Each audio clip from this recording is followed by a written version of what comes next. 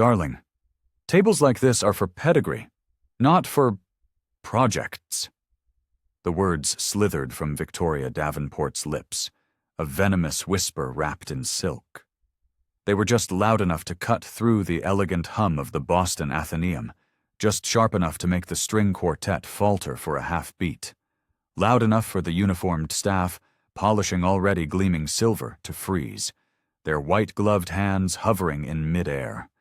Before we witness the fallout from that single devastating sentence, I have to ask, where are you watching this from right now? Drop your city, your state, your country in the comments below. Let us know where this story is reaching. And if you believe that dignity is non-negotiable and that justice should be for everyone, not just the entitled, then do me a favor. Smash that like button and subscribe to this channel. Your engagement helps us bring stories like this out of the shadows and into the light. We are so glad you're here.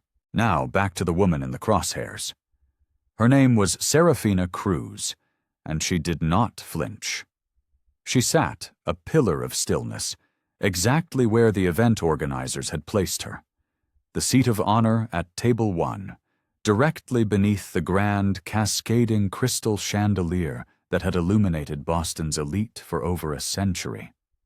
The dress she wore was the color of a midnight sky, a deep sapphire satin that seemed to drink the light of the room and reflect it back as a quiet, powerful glow. The fabric pooled around her, its liquid shimmer catching incandescent highlights with every subtle shift of her body. A matching belt, severe and architectural, cinched her waist, a stark line against the soft, flowing drape of the gown. Her hair, the color of black onyx, was parted with surgical precision down the middle and gathered into a low, intricate knot at the nape of her neck. It was a style that spoke of discipline and control.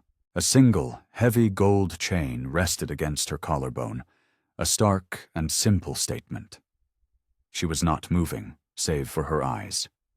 Her eyes, dark and intelligent, moved with a slow, deliberate grace, scanning the heiress across the table.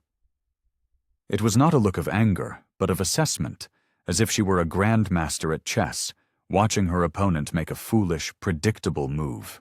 She was filing away every micro-expression, every syllable, for a reckoning that was yet to come. A young server, no older than 20, froze beside their table, a bottle of champagne sweating in his hand, his eyes wide as they darted between the two women. The ambient tension in the grand library was no longer just a backdrop. It was the main symphony now, and it was reaching a fever pitch.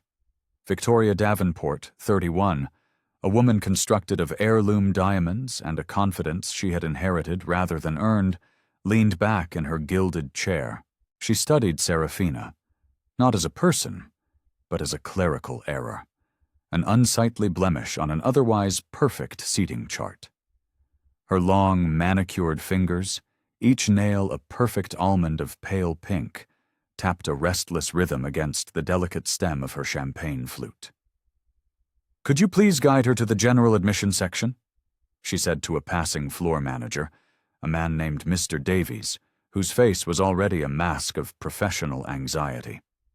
She didn't bother to look away from Serafina as she spoke, her tone dripping with a saccharine sweetness that failed to mask its surgical cruelty. "She's clearly not with our party." Mr. Davies hesitated, his gaze flicking to the elegant, hand-scripted place card in front of Serafina. "She's not one of us," Victoria added, her smile now a brittle, sugar-spun thing. Serafina's hand, adorned with a simple gold band, moved, not toward her wine glass, not to the napkin in her lap, but to the small black obsidian clutch at her side. She didn't open it. She didn't speak. Her stillness, her absolute refusal to be rattled, was a roar in the deafening silence that had fallen over the table. Across from them, an older politician, Senator Alistair Finch, shifted uncomfortably in his seat, the starched collar of his tuxedo suddenly feeling like a noose. A young photojournalist named Marco, hired to capture the evening's manufactured elegance, instinctively adjusted the lens of his camera. He wasn't aiming for the staged smiles at the podium anymore. He had found the real story. He captured the frozen tableau in a series of crisp, silent frames. The heiress's sneer, the senator's discomfort, and Serafina's unnerving calm. Victoria's voice came again, this time a pitch higher, designed to carry. It's always so terribly awkward when uninvited guests manage to slip into VIP areas. She glanced at her friend beside her, a vapid-looking woman in pale yellow, and they shared a soft titter of laughter. It was a sound like fine crystal cracking under pressure. Serafina finally moved. She placed her clutch back on the table, folded her hands over the pristine linen, and looked at Victoria Davenport as if they were the only two souls in the sprawling, book-lined ballroom. Her gaze was level, patient, and sharpened to a point that made Victoria's laughter catch and die in her throat. Somewhere at the far end of the hall, the master of ceremonies' voice boomed faintly through the sound system, announcing a keynote speaker. But here, at table 1, under the weight of a century of gilded history, the real show had just begun. Because Serafina Cruz was not an uninvited guest. She was not a seating mistake. She was the architect. She was the largest single benefactor in the Davenport Legacy Foundation's entire history. A $5 billion endowment, managed by her firm, Apex Global Ventures, was the silent, invisible engine that had kept this very gala afloat, had funded the careers of everyone on that stage, and had propped up the Davenport family's fading legacy for the better part of a decade. And if Victoria Davenport thought she could humiliate Serafina into leaving, she was about to receive a brutal, life-altering education on the difference between old money and true power. Tonight, Serafina would not write the story. She would simply let them write their own ending. And then, she would decide when to slam the book shut. The next course was served. Silver domes were lifted with synchronized theatrical grace, revealing an artfully arranged portion of seared scallops. But at table 1, the food went untouched, growing cold on the fine china.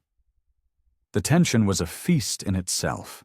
Victoria's gaze kept flicking back to Serafina's obsidian clutch, as if the small, unassuming black box held the answer to this woman's audacious presence. She leaned conspiratorially toward her friend, her voice a stage whisper designed for maximum effect. It's always such a scene when security has to escort someone out mid-event, so disruptive to the auction. Her friend's eyes, wide and nervous, darted between Serafina and Victoria, then to Mr. Davies, the floor manager, who still hovered nearby like a ghost waiting for instructions. The photographer, Marco, repositioned himself, pretending to be interested in a floral arrangement.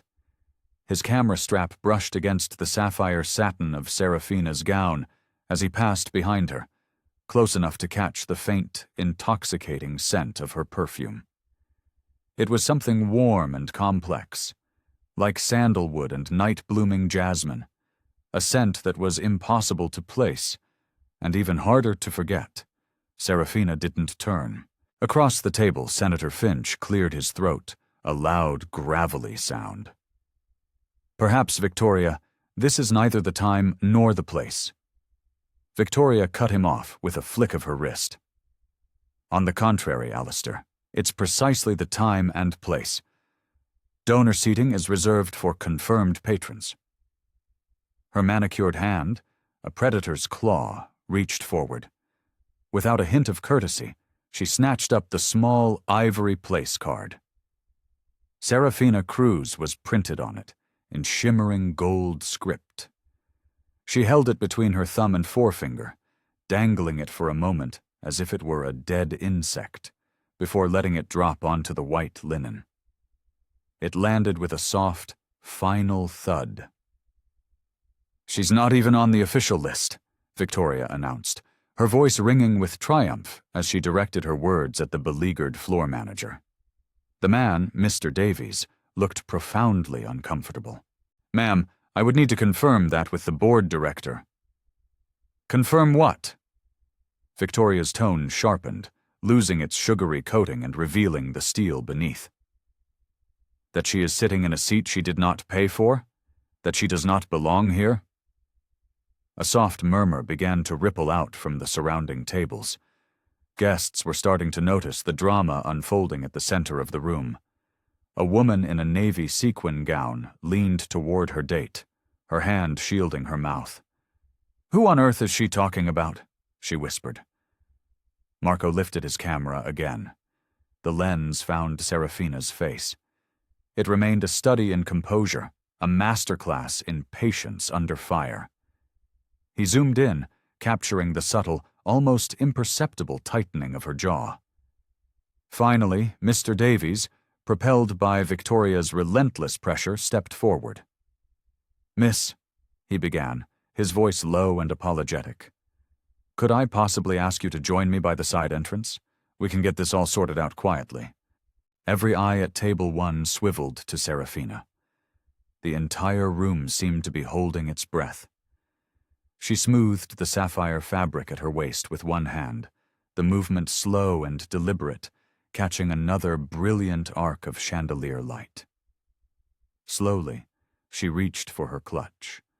She opened it just enough to slide her sleek black phone into her palm, shielding the screen from view.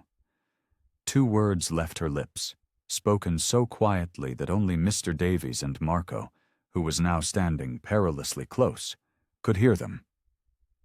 "Initiate protocol." She set the clutch back down, closed it with a soft click, and lifted her gaze to Victoria. "You seem quite certain about a great many things this evening." Victoria tilted her head, the smug, serpentine smile returning. "I am certain about what belongs in this room." "Ah," Serafina's eyes held hers, a silent, powerful gravity pulling all the air from between them. "And I am certain about what sustains it." The words were quiet, but they carried an immense, unspoken weight. Something in the way she said them made Victoria blink, a flicker of doubt, a shadow passing across the bright, hard surface of her certainty. At the far end of the ballroom, the MC's voice returned, cajoling the guests to prepare for the live auction. But at this table, the bids had already been placed, not in dollars, but in dominance, and Serafina was holding the winning hand. The auctioneer's practiced, rolling voice washed over the grand library, a warm tide of manufactured excitement. "And now, for our first item of the evening, a week-long stay in a private Tuscan villa." But at table 1, the air remained razor-thin, charged with an Arctic cold. Victoria reached for her champagne, took a long, slow sip, her eyes never leaving Serafina's face. She set the flute down with an audible, deliberate click against the china. "You know," she said, her voice laced with feigned sympathy, "we've had incidents before. People trying to slip in with forged invitations, hoping to rub shoulders with their betters. It's a sad sort of desperation, really." The words were pure bait, designed to provoke a reaction, to force Serafina to defend herself, and, in doing so, reveal her weakness. Serafina did not take it. Instead, she adjusted her seating, a minuscule movement that sent a ripple through the sapphire satin of her gown, a wave of deep, cosmic blue against the stark white linen. Her posture remained impeccable, her gaze unwavering. She was a mountain, and Victoria's taunts were mere gusts of wind. From the far side, Victoria's friend in the pale yellow dress leaned in. "Should we just call security directly?" she whispered, though it was loud enough for the entire table to hear. "Already in motion," Victoria replied breezily, lifting her own phone. She tapped the screen a few times with a flourish, then gave a pointed nod toward Mr. Davies. He hesitated again, his eyes pleading with Senator Finch, who now looked as though he would rather be anywhere else on Earth. "Ma'am, I truly believe we should handle this discreetly," Mr. Davies began. Victoria's voice sliced through his attempt at de-escalation. "Discretion is for mistakes. This is a matter of security." Marco, the photographer, adjusted his camera again, angling it past the towering centerpiece of white orchids to perfectly frame the escalating exchange. A low hum of intense curiosity had now spread to the nearest 3 tables. People weren't even pretending to eat anymore.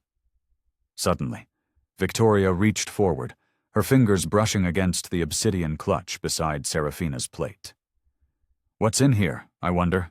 she asked, her tone attempting a playful curiosity that was undermined by the predatory glint in her eyes. "A forged ticket, perhaps?" Serafina placed her hand firmly over the clutch, her touch a clear and final warning. "Not yours." Victoria's smile thinned into a hard, unpleasant line. "Everything at this table is here because of the Foundation's generosity." "No," Serafina said, her voice even and dangerously calm. "Everything at this table exists because of respect, and I see none of that in your hands." The smile shattered. For the first time that evening, a crack appeared in Victoria Davenport's flawless porcelain facade. In a flash of theatrical indignation, she reached down, plucked Serafina's ivory place card from the linen, and tossed it dismissively toward a passing server. "She's not even on the guest list," she declared, her voice rising, projecting toward the auctioneer's podium, ensuring the entire room was now a witness to her power play. The server froze mid-step, the card landing awkwardly on his silver tray. A man at the adjacent table, a well-known tech CEO, frowned. "Is all this really necessary?" he asked, his voice laced with disapproval. Victoria turned her attention on him, her eyes flashing. "Yes, it's disruptive and disrespectful to have people here who simply do not belong." Marco's camera shutter snapped 3 times in quick succession. The sound was unnaturally loud in the tense silence that followed. Serafina rested her hands lightly in her lap. The gold chain at her neck caught a single, sharp pinpoint of chandelier light. She inhaled slowly, a breath of pure control, then looked directly at the floor manager. "If you are going to ask me to move," she said, her voice clear and steady, "I suggest you confirm that decision with your board chairman first." Victoria let out a short, sharp laugh, a sound utterly devoid of humor. "The board? Darling, they will thank me for this." Unseen by anyone at the table, Serafina's thumb pressed a single command on the phone hidden in her lap. The screen lit up for a brief, intense moment, then went dark. It was the smallest, most insignificant movement in the entire opulent room. And it was the one that was about to flip this entire world upside down. "Okay, we have to pause here for a second. The battle lines have been drawn. The command has been sent. What would you do in this situation? Would you walk away with your head held high, or would you stand your ground and fight? Let us know your strategy in the comments below. And if you're on the edge of your seat waiting to see how this takedown concludes, make sure you've hit that subscribe button. The finale is coming. And trust me, you don't want to miss it. The server still stood paralyzed, Serafina's discarded place card sitting accusingly on his silver tray. He was a statue of uncertainty, caught between a direct order from a powerful heiress and the unnerving calm of her target.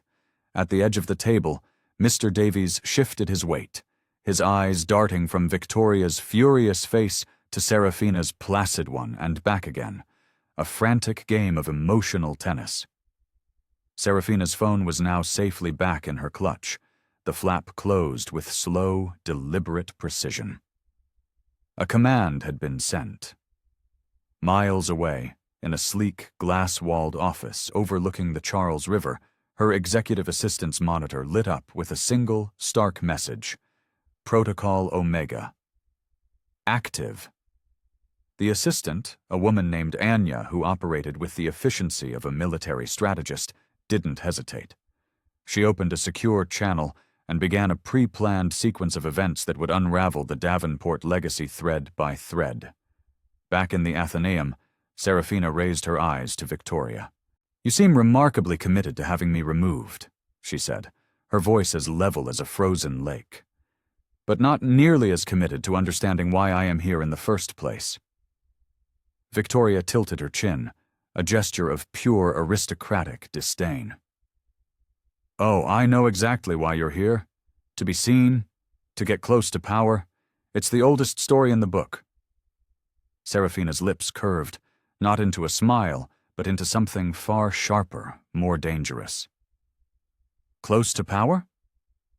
She let the question hang in the air, a drop of acid sizzling on the linen tablecloth. "You're looking at the engine, Victoria, and you're mistaking it for a passenger." The table fell into a profound silence. Even the distant drone of the auctioneer seemed to fade away, as if it belonged to another universe entirely. Across the table, Senator Finch's fork, laden with untouched scallops, rested mid-air. Marco's camera lens was a fixed, unblinking eye, documenting the precise moment the power dynamic shifted. Victoria, sensing her control slipping, waved a dismissive hand towards the floor manager. "Please, just escort her out. Now." But Mr. Davies didn't move. His phone had just buzzed in his pocket, a silent, urgent vibration. He glanced at the screen, his brow furrowing as he read a message he couldn't possibly comprehend. A priority alert from the board chairman's office. "Board alert. All actions pending. Await immediate review." Serafina leaned back slightly in her chair, the sapphire satin of her dress catching a streak of gold from the chandelier above. "You should check your messages," she told him, her tone as calm and pleasant as if she were suggesting he try the wine. He hesitated for a second, then took a half step away from the table, his own phone now in his hand. "What is this nonsense?" Victoria demanded, her voice sharp with confusion and growing panic. "Consequence," Serafina said. The single word landed with more weight, more finality, than any insult or threat had all night. At the far end of the grand ballroom, a woman in a severe black pantsuit slipped in through a side door. She was one of Serafina's top attorneys. She didn't approach the table, not yet. She didn't need to. Her presence alone was a statement. Marco's lens caught it all. The attorney's quiet entrance, the deepening frown on Mr. Davies's face as he read his phone, Victoria's confused, panicked glance over her shoulder. "Miss Davenport," Serafina said softly, her voice drawing Victoria's frantic attention back to her. "You've spent this entire evening measuring my worth by all the wrong metrics. My dress, my seat, my name on a guest list. You've been tallying up the superficials." "And what, pray tell, matters most?" Victoria asked, a desperate attempt at her earlier bravado that missed the mark entirely. "Control," Serafina answered, her voice dropping to an intimate, devastating whisper. "Control of the resources upon which you and this entire foundation depend." It wasn't a shout, but it was a thunderclap, a ripple of understanding, of dawning horror, moved through the table. It was the undeniable sense that something had irrevocably shifted, that Victoria Davenport had not just picked a fight with the wrong woman, but had declared war on the very source of her own power. Serafina reached for her water glass, her movements unhurried, graceful, as though she had all the time in the world. In truth, she didn't need more than a few minutes, because by the time the auctioneer's hammer fell on the next overpriced lot, the real bidding war, the one for control of this room, this foundation, and this city's social hierarchy, would already be over. And she had already won. The auctioneer's voice rose above the nervous clinking of silverware. "Ladies and gentlemen, prepare yourselves. This next lot is truly the centerpiece of our evening, a testament to the generosity that fills this room." A spotlight swept across the cavernous space, its beam brushing past the frozen drama at table 1. Victoria straightened instinctively, a Pavlovian response, preparing to raise her paddle and display her family's philanthropy. Then Serafina stood. The movement was fluid, unhurried, and utterly commanding. The sapphire satin shifted with her, catching the light in molten midnight waves. In that moment, 100 pairs of eyes, 100 whispered conversations, all fell silent. Every gaze in the room followed her as she stepped away from the table. The low, immaculate knot of her hair, the glint of gold at her neck, the unshakable confidence in her stride as she began to walk, not toward the exit, but toward the stage. "Excuse me, miss," Mr. Davies murmured as she passed, his voice weak and uncertain. But Serafina did not break her pace. The auctioneer glanced up from his notes, his practiced smile faltering with surprise. "Ma'am, the stage is reserved for—" Serafina took the microphone from its stand. She did not snatch it. She took it with the calm authority of someone who knew it belonged to her. "Before you announce the total amount raised tonight," she began, her voice filling the ballroom. It wasn't loud, but it resonated with a clarity and power that seized the attention of every single person in the room. "You should probably subtract $5 billion from it." The murmur was instantaneous, a ripple of confusion that quickly swelled into a wave of shock, spreading to the furthest, darkest corners of the library. "My firm, Apex Global Ventures," she continued, her voice as clear and cold as ice, "is withdrawing our endowment from the Davenport Legacy Foundation, effective immediately." A collective gasp went through the room. At table 1, Victoria's lips parted, but no sound emerged. Her face had gone a ghastly, chalky white. Serafina turned, her dark eyes scanning the audience, making contact with dozens of stunned faces. "For years, my firm has quietly funded this institution. We have been the silent engine underwriting the very galas where some people feel comfortable questioning who belongs at the table." She let the words hang in the air, a damning indictment, before her gaze returned to lock onto Victoria's. "We do not measure a person's worth by their seat assignment or their last name. We measure it by their integrity." The auctioneer shifted awkwardly, looking to the wings for guidance that would not come. The MC took a half-step forward, then froze, realizing he was utterly out of his depth. The attorney in the black pantsuit now moved with purpose, approaching the stage and handing Serafina a thick, leather-bound folder.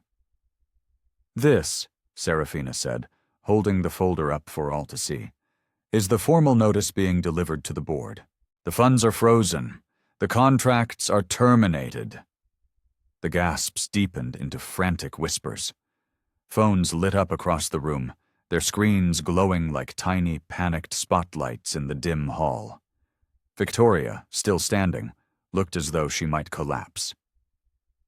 You can't just do that," she stammered, the words barely audible. "I can," Serafina said, her tone as final as the closing of a vault door. "And I have." Marco's camera was clicking in a rapid, furious succession, freezing the historic moment in a series of crisp, merciless digital frames. The heiress, caught mid-protest, her face a mask of shattered arrogance, and the CEO, standing tall in sapphire blue under the chandelier's brilliant, unforgiving blaze. "This is not about revenge," Serafina said, her eyes sweeping the room one last time, a queen surveying a conquered kingdom. "It's about respect. And tonight, this room and this foundation failed that most basic and essential measure." She placed the microphone back in its stand with a soft, definitive click. "Enjoy the rest of your evening." No raised voice, no dramatic flourish. just finality. Clean, unshakable, and absolutely irreversible. And then, Serafina Cruz walked off the stage, the soft rustle of her satin gown cutting through the stunned, absolute silence of the room, like the final curtain falling on a tragedy. The microphone still hummed with a faint, electric echo as Serafina stepped off the stage, her sapphire gown gliding over the polished parquet floor. Behind her, the carefully constructed world of the ballroom fractured into chaos. At table 1, Victoria remained standing, one of her manicured hands gripping the back of her chair so tightly her knuckles were white, as if it were the only thing keeping her upright. "Board members," she stammered to no one in particular. "We need to convene. Now." Her friend in yellow touched her arm, whispering frantically, but Victoria shook her off, her eyes wide and unseeing. Across the room, Senator Alistair Finch had his phone out, his thumb scrolling furiously through a flood of emails that had already begun to pour in. "5 billion gone?" he muttered under his breath, the words tasting like ash in his mouth. He said it as if speaking the number aloud might somehow make it smaller, more manageable. It didn't. Mr. Davies, the floor manager, stood frozen near the stage steps, holding his clipboard like a useless, flimsy shield. His phone buzzed again. Another board alert. He read the latest update, his Adam's apple bobbing as he swallowed against a dry throat. His career was over. He knew it in that instant. Clusters of elegantly dressed guests had turned in their chairs, some leaning precariously over floral centerpieces, to get a better look at the woman in blue, who was now calmly crossing the room toward the grand exit. The glow from the chandeliers, once warm and inviting, seemed suddenly harsh, clinical, and far too revealing.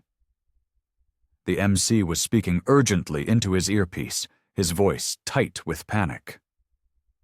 "Do we continue? What do I do?" His eyes flicked from the empty stage to the huddled group of board members gathering in a panicked knot by the back wall. Marco moved like a phantom through it all, his camera a silent, relentless witness. He caught Victoria's pale, stricken face in one frame. He captured a board member, a woman in her 60s, covering her mouth with a horrified hand in the next. Then, his lens found the attorney in the black pantsuit, calmly handing the thick, leather-bound folder to a man in a tuxedo. Philip Davenport, Victoria's father and the foundation's chairman. His expression was the grim mask of a man realizing the bridge he was standing on had just been vaporized. The live auctioneer, bless his heart, tried to salvage the moment, his voice trembling slightly. "Lot number 7. A magnificent diamond necklace." But his voice faltered and died when he saw that not a single paddle was raised. Not a single eye was on him. Near the coat check, 2 prominent donors were speaking in low, urgent tones. "If Apex pulls out, others will follow." "They already are," the other replied, holding up a phone displaying a text message from his wealth manager. Withdrawing all support for Davenport Legacy, effective immediately. By the dessert table, the head of catering checked his watch, muttering to a colleague, "If this gala folds tonight, we're not getting paid." Serafina reached the ornate double doors. The sound of the imploding room followed her. A rising, discordant symphony of whispers, hurried footsteps, and the sharp, solitary click of her own heels on the marble. She did not look back. At the far end of the room, Victoria finally moved, shoving past a bewildered Mr. Davies. "Stop her!" she hissed, but the words lacked conviction. Her voice was smaller now, swallowed by the much larger, more terrifying noise of panic and financial ruin. In the grand entryway, the attorney fell into step beside Serafina, murmuring quiet updates. "Emergency board meeting has been called. Media requests are pouring in, all major news outlets." Good, Serafina replied, her voice calm. She adjusted the strap of her obsidian clutch, the gold chain at her neck catching one last defiant glint from the chandelier before the heavy doors closed behind her. Inside, the shattering continued. Out here, there was only the quiet click of her heels on the cool stone and the certain knowledge that the real dismantling had only just begun.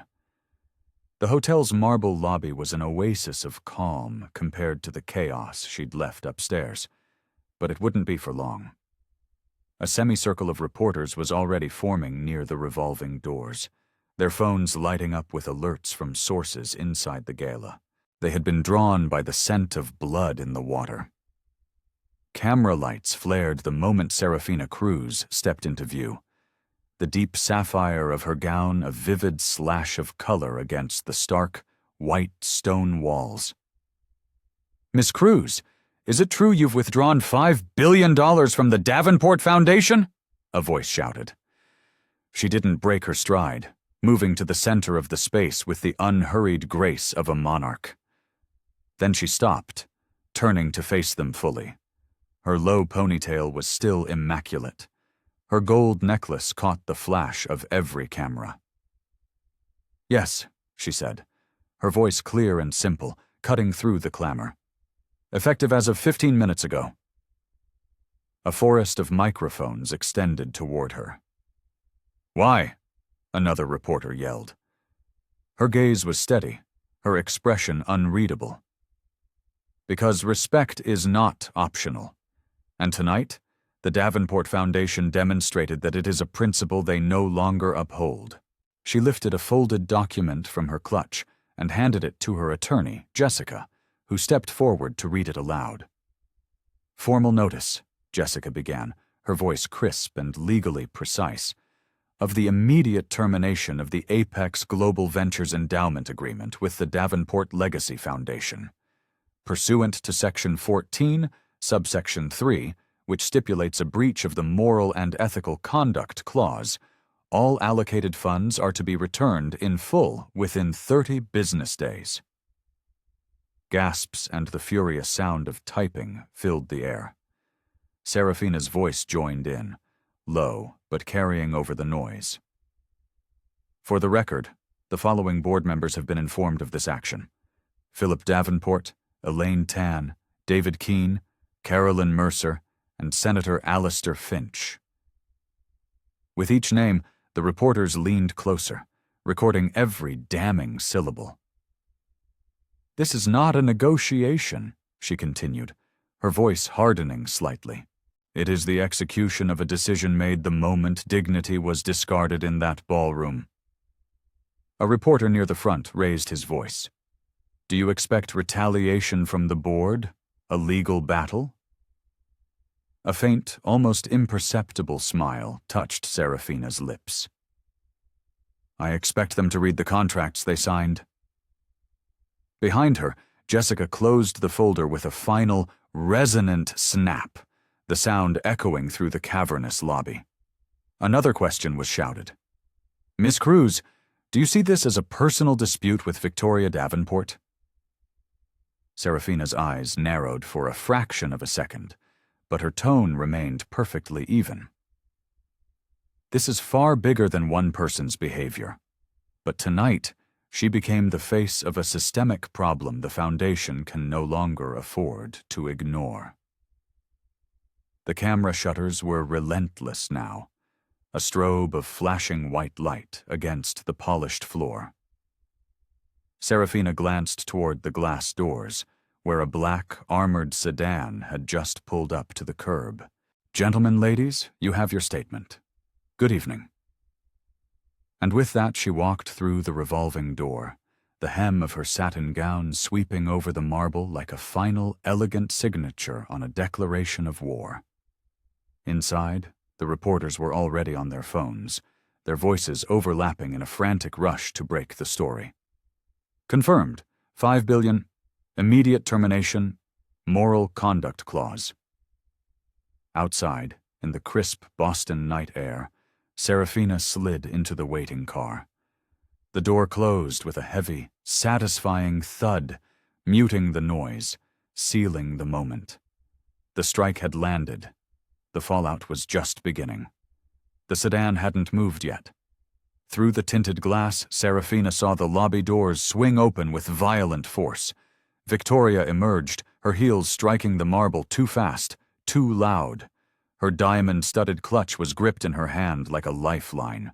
Her eyes, wild and frantic, scanned the street until they locked onto the black car.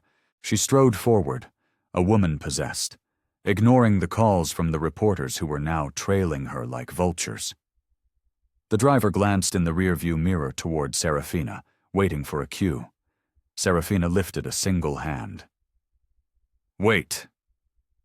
The rear door opened before Victoria reached it, and she leaned in, her voice a tight, ragged whisper. "You didn't have to do this. You could have just left." Serafina sat composed, a vision of calm against the chaos. One arm rested lightly on the leather seat, the sapphire satin smooth over her legs. "Didn't I?" she asked, her voice soft. This evening was supposed to be a celebration of the Foundation's mission, a mission to serve those it claims to help. Serafina's tone cut clean through Victoria's frantic energy. "Tell me, Victoria, how many of the people this foundation supposedly serves would have been given a seat at your table tonight?" Victoria's mouth opened, then closed. Her silence was a confession, Serafina continued, her voice steady and devastatingly precise. "You spent the night measuring my worth by my dress, my seat, my name on a card. I, in turn, measured yours by your actions." She leaned forward just slightly, the gold chain at her neck catching the glow of a streetlight. "And I found it utterly bankrupt." Victoria flinched as if struck. She tried to rally, to find some last shred of defiance. "You think you can just walk away and destroy my family's legacy?" "I don't think," Serafina said, her gaze locking onto hers, cold and hard as diamond. "I know." Behind them, camera flashes illuminated the lobby windows as reporters captured every fragment of the exchange through the glass. Serafina's hand moved to the door handle. "You have 30 days to return what remains of the endowment. I suggest you use that time wisely." Victoria's voice finally broke, the desperation seeping through. "And if we don't?" Serafina's expression did not change. "Then the courtrooms will decide how much more you stand to lose." The driver cleared his throat softly, a gentle signal. Serafina leaned back, indicating she was finished. Victoria stepped away from the car, the sharp night air a shock against her bare shoulders. She stood on the curb, a lonely, diminished figure, and watched as the sedan pulled away, its taillights glowing like embers, fading into the dark tapestry of the city. Inside the silent car, Serafina's phone buzzed. It was a text from Anya. Media coverage trending globally. Public sentiment overwhelmingly positive. Protocol Omega is the #1 hashtag on Twitter. Serafina glanced once out the rear window at the shrinking figure of Victoria Davenport, then turned to face forward again. The city lights slid past, their brilliant reflections dancing over the deep blue satin folds of her gown. She didn't smile. She didn't need to. The final word was hers, and its echo would linger in this city far, far longer than a single night. By morning, Boston was speaking her name. On the newsstand outside a cafe in Beacon Hill, the headline of the Boston Globe screamed in bold black letters, "CEO pulls $5 billion endowment over Gala humiliation." Beneath it was a stunning, full-color photograph from Marco. Serafina under the chandelier, microphone in hand, her eyes locked on a blurred, pale figure in the background, Victoria Davenport. Inside the cafe, televisions mounted on the wall were all tuned to different news networks, but they were all looping the same clip of her calm, powerful declaration. "Respect is not optional." At a corner table, two young women, students from a nearby university, were scrolling through their phones, their faces a mixture of shock and awe. "She didn't even raise her voice," one said, shaking her head. "She didn't have to," the other replied, her eyes wide. "That's real power." In a bustling office 3 states away, a non-profit director replayed the video for her entire staff. "This," she said, pointing a pen at the paused frame of Serafina walking off the stage, her sapphire dress a streak of defiance. "This is why we establish and enforce boundaries with our donors. She just set the new gold standard for the entire philanthropic world." On social media, the story had become a wildfire. The hashtags were everywhere. Micers Serafina Cruz, Ox Respect is not optional, Protocol Omega, the Boston Takedown. Clips of the moment. Victoria contemptuously tossed the place card were trending, often shown in a side-by-side comparison with stills of Serafina's unflinching, regal stare. Marco, the photojournalist from the Gala, had posted his series of exclusive shots just after sunrise. He had titled the collection, "The Engine and the Heiress." The images told the entire story without a single caption needed. From the first tense exchange at Table 1, to Serafina's triumphant walk to the stage, to her final, silent departure into the Boston night. Within hours, the images had been viewed and shared millions of times across the globe. Even within the hallowed, panicked halls of the Davenport Legacy Foundation's own offices, the atmosphere had curdled. Staff huddled in corridors, whispering about updating their resumes and the cascade of donor withdrawals that had already begun. A junior coordinator scrolled through her phone, showing a colleague a comment thread on a news article. "Look at this," she whispered. "If they treated their biggest benefactor like that in public, just imagine what happens behind closed doors." By mid-afternoon, financial analysts were on cable news, debating the cataclysmic fallout. $5 billion is not just a hole in their budget, it's a crater, one expert in a sharp suit said, gesticulating at the camera. "It's a signal to every other major benefactor. The reputational cost of this is simply immeasurable." And then came the community voices, the pastors, the educators, the small business owners, the very people the foundation was meant to serve. They seized the moment to talk about dignity, not just in high society galas, but in every sphere of life. One pastor's Sunday sermon, which went viral after being streamed online, quoted Serafina directly. "We must measure our worth and the worth of our institutions by their integrity." Through it all, Serafina Cruz remained silent. There were no follow-up interviews, no statements beyond the one she had delivered with such precision in the hotel lobby. Her phone buzzed relentlessly with requests from every major media outlet in the world, but she let them sit, unanswered.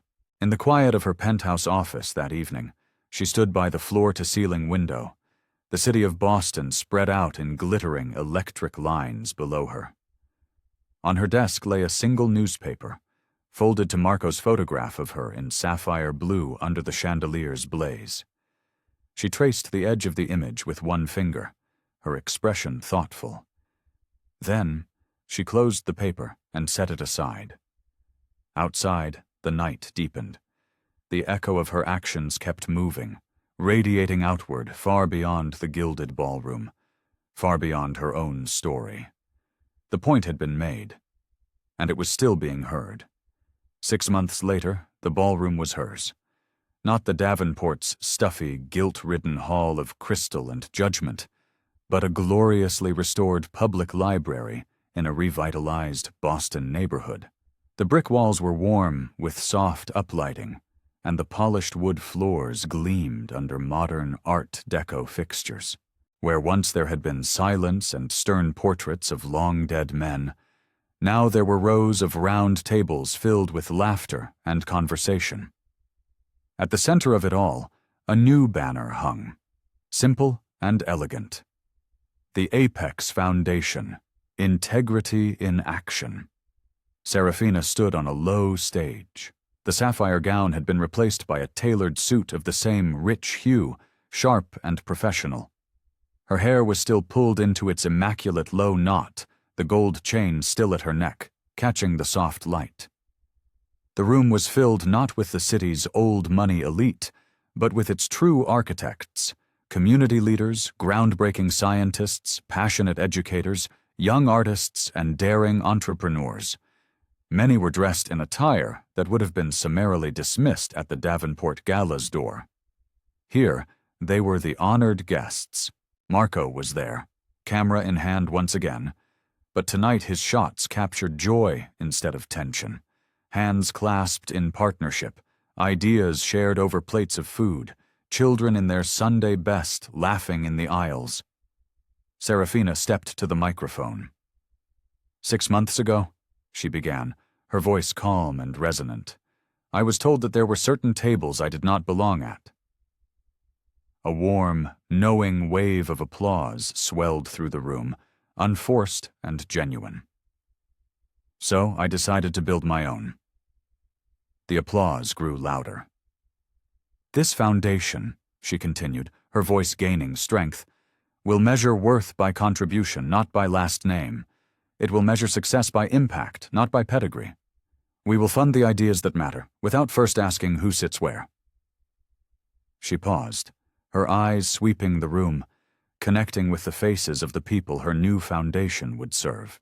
The front tables were filled with the once overlooked, the underestimated, who were now leaning forward, hanging on her every word. To those who tried to make me feel small, Serafina said, her voice clear and strong, I say thank you. You reminded me to think bigger. To those who stood with me, thank you for proving that respect is not optional. It is, and always will be, foundational. Her gaze found Marco at the edge of the crowd, and his camera clicked, capturing the moment. It was not an image of a challenge met, but of a new world being built. And to the next generation, she finished, her voice ringing with purpose, to every person who is ever made to feel that they do not belong.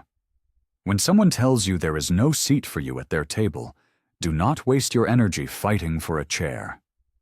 Build your own table.